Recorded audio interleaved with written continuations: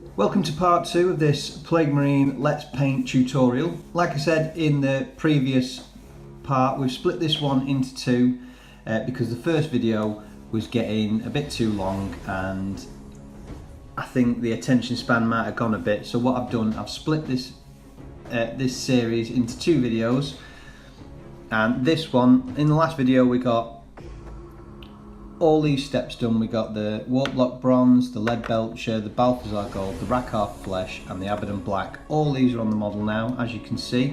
And what we're going to do in this next step now, we're going to get straight into it. We'll be shading all these areas with Agrax Earthshade. What this is going to do, it's going to add a lot of depth to each of these parts. Stuff like the blade, the horns here,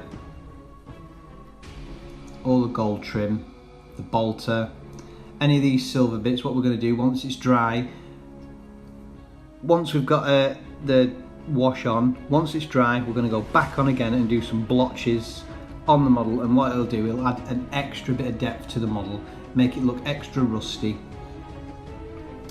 Is there any other parts we can pick out? Like, as you can see on this one, we've got the cloak to do on this guy and the Warplock bronze details as well. They can be done in Agrax Earthshade, as well as stuff like the cloth areas on the swords and stuff like that. So any of these areas that we did previously, what we're going to do, we're just going to hit them with a bit of an Agrax Earthshade wash, and then we'll be straight on to the next step.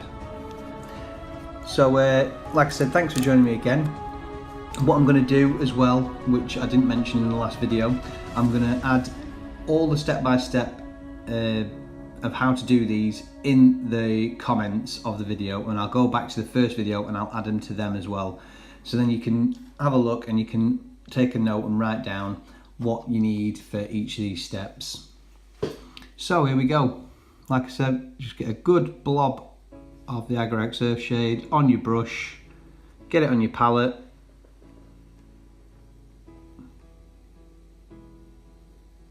There we go, and then we're going to go straight in. What you can do with the horns as well, I'll mention it once it dries, but we can give them another wash as well, and concentrating it on the tip. It just gives it this appearance that it's all focusing towards the tip of the model. You can just pull it up like that, straight to the top, and it puts more of it on the tip, but it'll probably mostly slide back down, so you're best off waiting for it to settle. So here we go.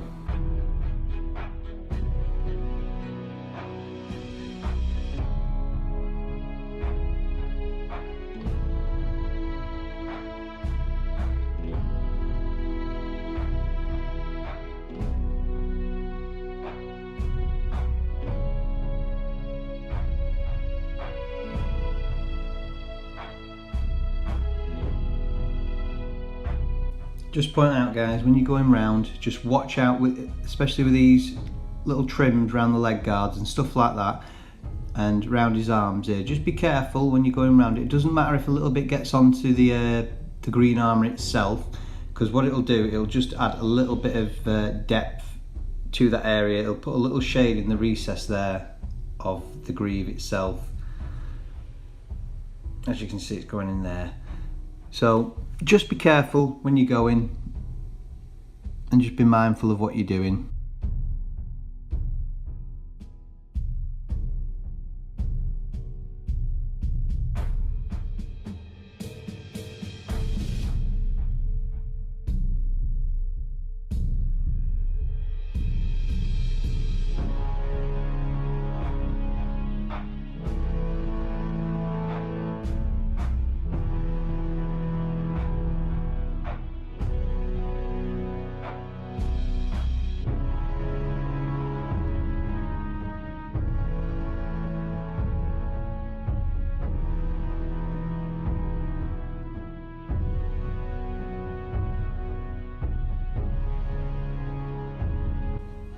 Okay, with that first round of washes complete and dry, you can now see it's added a lot of depth to all that detail we've done now. It's looking really good.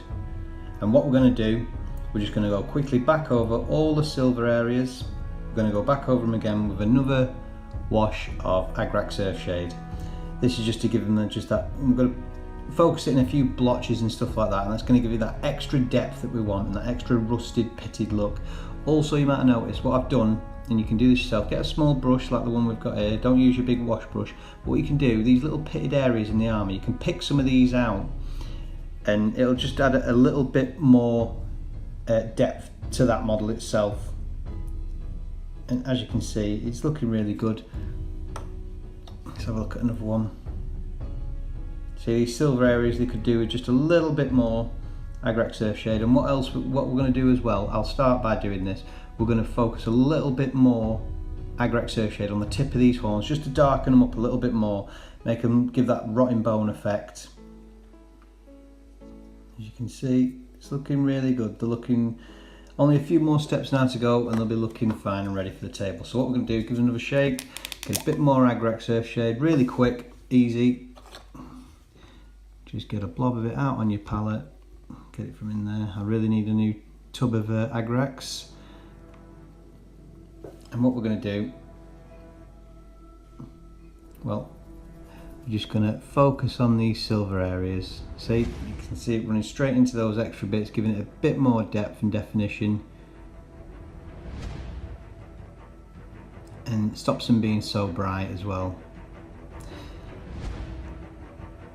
And it'll look really good once it's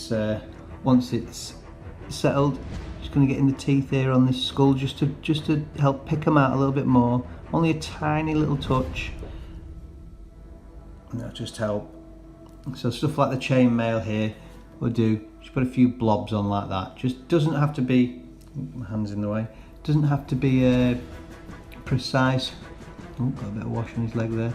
Doesn't have to be mega precise or anything like that. Just in blotches if you want, like on his on the bayonet here on his bolter.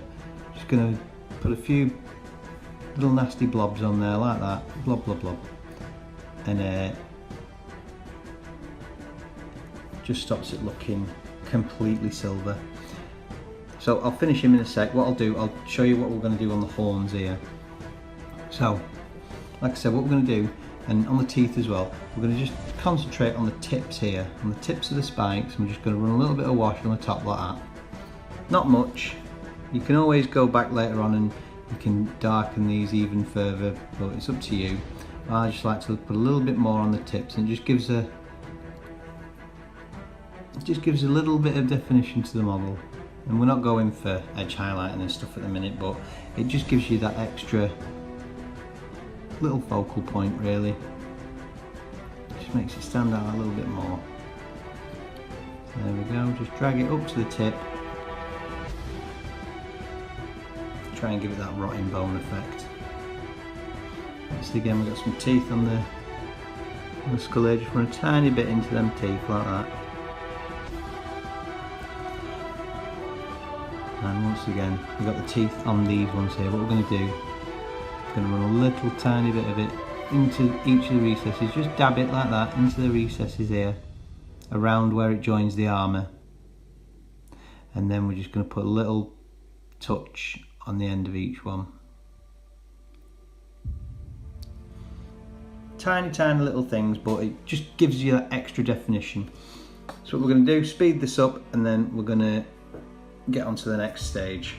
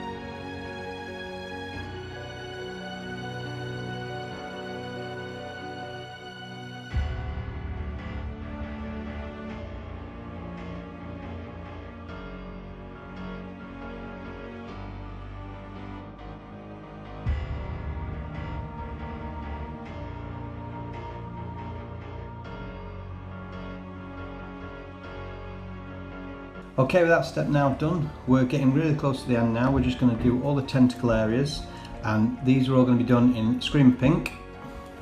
But what we've also got here, we've got some Rakarth flesh as well, because we're going to pick out some little tentacles with this. So if I just show you this model here, as you can see, he's got some big old tentacles hanging out of his belly here. So these are mainly going to be Scream Pink, but then you can see on the back here, he's got 1 or 2 little tentacles hanging out. We're going to pick out 1 or 2 of these, and we're going to paint them Rakarth flesh. So let's get our paint ready. On our palette, touch of water as per. Really get it flowing. It's a bit thick, this paint, so I'm going to thin it down a little bit extra. And then we're going to start painting these tentacles. And all these are going to be followed by a wash of Druchii Violet. So just take your time on the areas you've already painted. Just work it up towards the line of the painted area. And then if you've got some areas like this, just use a tip of your brush. Just slowly get in there, and then we're just going to do this all over the model, and then I'll show you some of the details I've picked out in Rakarth flesh. You can pick out whichever ones you want, or you can do it the opposite way around. You can do all your big tentacles of Rakarth flesh.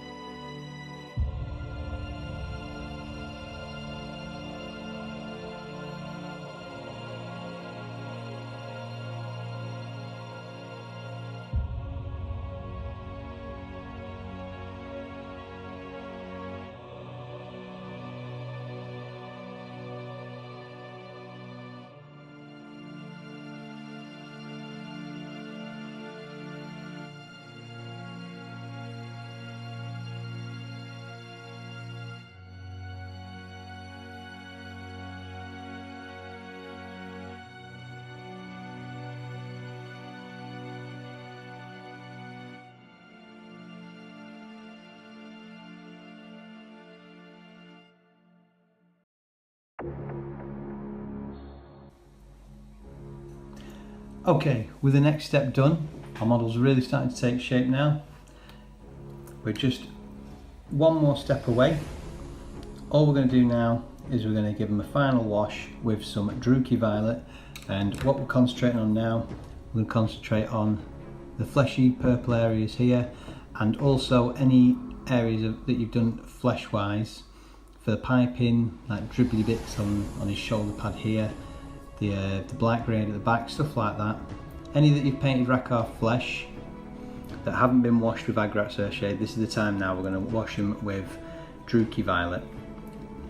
So, as always, I'll give your pot a little shake, and then what we'll do, get a little bit on our palette, and then go straight at it. So what we're doing now, we're just going to look at getting it all in these areas, taking care not to touch any details that we've done previously. And we're just going to get it all into that model. And when that sets, it'll give a nice, it'll shade the areas that need to be shaded really nice, and then that'll be the model ready, and then we'll just move on to the basing after that. So not long now guys, we've just got a few more to do, a few more little pipes and things to work on, and then soon we'll be ready to base the models and get them on the tabletop. So if I just show you here, working on this pipe, you can see already the colours catching straight away, and it's making it give it this bruised appearance. You can go as thin as you want with this Druchii Violet on these fleshy areas. You can give them a tiny subtle tinge, or you can really work the colour in. and give it a bruised appearance, like especially around the, if you see here where the vent meets the tube, put an extra little bit in there, just make it a little bit darker at that vent. And stuff like here, you see these little areas, just give them a short little touch with the Druchii violet, and it'll just give them a bit of shade rather than just being solely Rakarth flesh. You don't really notice that bit when it comes to seeing the model on the tabletop, but with these areas you can, if you want, just do some tiny little lines in the creases if you want. You don't have to shade the whole thing, but it'll just give the impression of being some fleshy growth that's grown onto the marine itself. The more you put in the little recessed areas, the stronger it'll be. So there we go. So what we're going to do, we're going to go through around the whole model. Oh, you've got this black grain at the back, sorry. What you can do, because we've already done the previous part here with Agrax, just touch it up, this area, bit of Druchii violet. If you need to, you can add a touch of water to your wash to thin it down a little bit more, so it's not as strong when it goes on and it spreads around the area.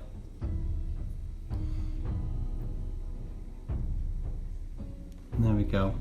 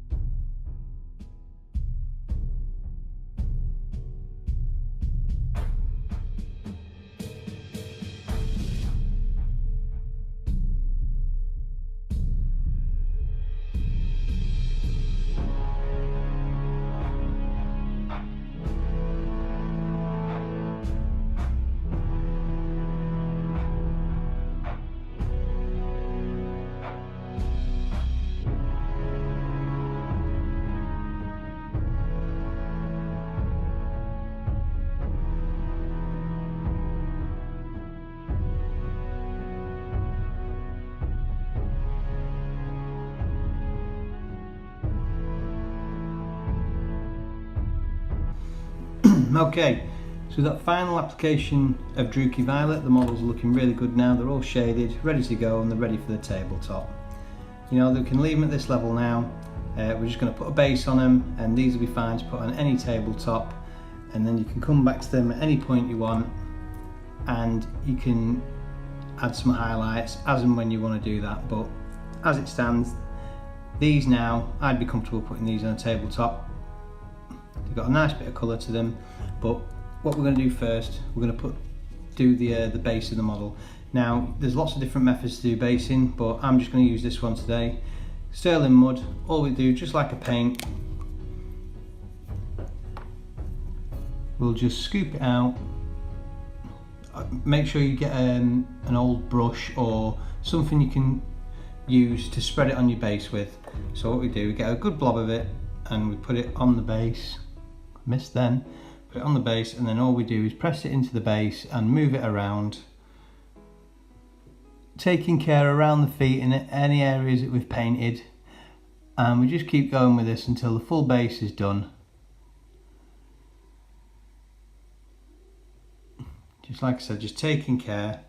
You need to go under the model, or you could just push it under with your brush like that, or whatever you're using, just push it under.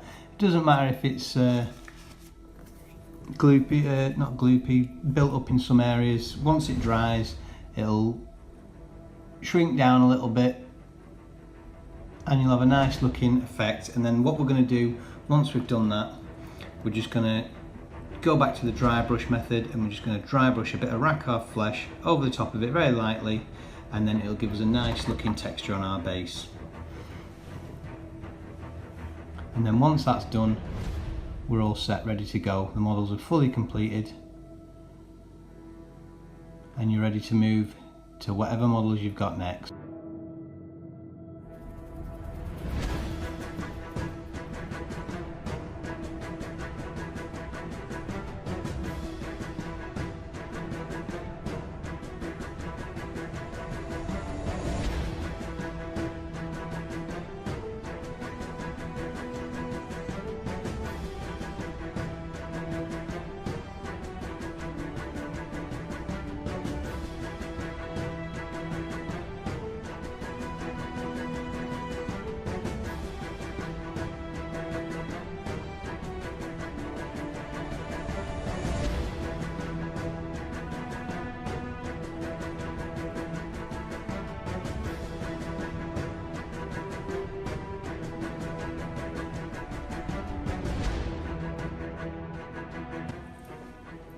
So with the base paint applied, that is the models finished, and we've put the dry brush on of the Rakarth flesh as well once it's dried.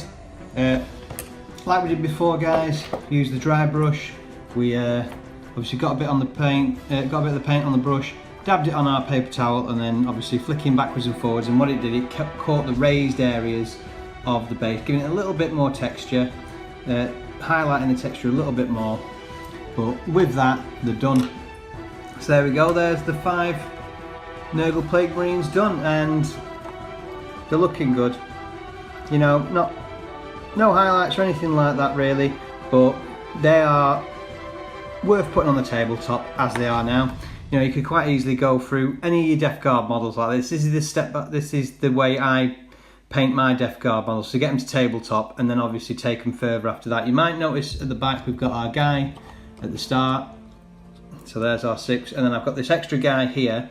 Now the reason I'm showing you this guy is because I've gone another little step, and the smoke detail on top. If you've got any smoke details on any of your Plaguemarines or any of your Nurgle Deathguard units, all it takes is Celestia Grey on, or a grey paint on the smoke itself, and then what we do, we wash it with a technical paint called Lilac Oxide, this one here, and it just runs into all the recesses and stuff like that. You don't have to put loads on, but it just gives it a little smoky effect, and that's all we did with that one. So there we go, there's our 7 Plaguemarines ready to go, ready to hit the tabletop. And then obviously what you can do, you can take the, as they are now, you can take them one step further. Like I said, I do all my models to this stage, and then later on I'll go back and highlight everything. And this is one of my models here. It's one of my Death Shroud, using exactly the same techniques, and all I've done is gone the extra step, putting the highlights on, putting some little effects on. With my base, I've put some of the a technical paint on there. If you want to do this yourself to your models, all you need is Nurgle's Rot, and what I do, I just put it, you can put it straight onto the base, but what I do, I put a little layer of green paint down to give it a base, and then I put the Nurgle's Rot on top, and then all I did was stick a tuft of grass on there. But as you can see, we'll get these 2 models, they're basically the same, but this one's just got a lot more highlights on. And then if anyone likes these videos and they want to see more, I can always go back and we can take these, or any Deathguard model, and what we can do, we can bring it up with a few highlights showing you where to put them, what colours you need, stuff like that. Put him over there, this episode isn't about him, but we'll show you I can show you what you need and what colours go where and stuff like that. But what I hope, guys, I hope this has really helped and showing you a quick, easy method of how to paint your Deathguard and getting them looking good. Remember, with the armour, you don't have to settle with the Deathguard green. You can change this for any colour. Like say you wanted to do a bone colour, you could do all the armour in a bone colour and then wash it all with a brown wash like Agrax or Seraphim Sepia or something like that, and then you could use all the steps for all the other bits the same. You know, you don't have to go the Deathguard green armour, it's just the way, this is the way that I've painted mine, so I thought I'll show you the way that I've done it. So I hope you enjoyed the video, and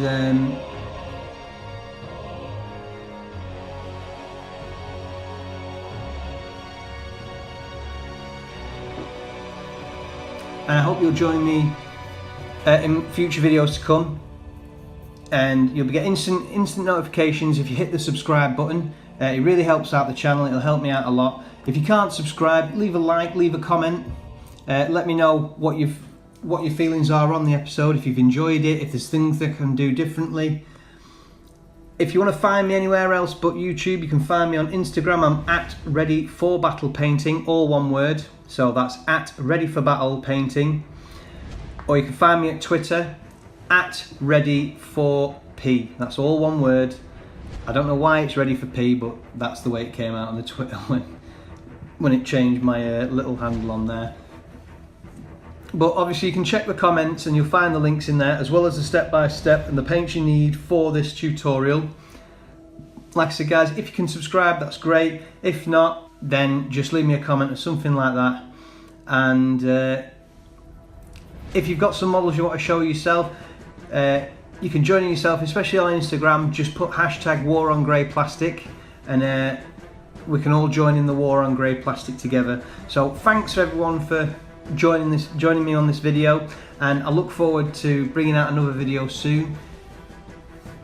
And in one of the other videos I did the unboxing for the Necrolith monolith, that one will be coming soon, and I've also got Plague Bearers of Nurgle in the works that we could do. But any comments of anything you'd like to see, then let me know, and I'm sure I can help out, and I'll try and do a video of it myself. So once again, thanks very much. Subscribe if you can, and I'll see you in the next video. This is Ready for Battle, signing out. Be lucky.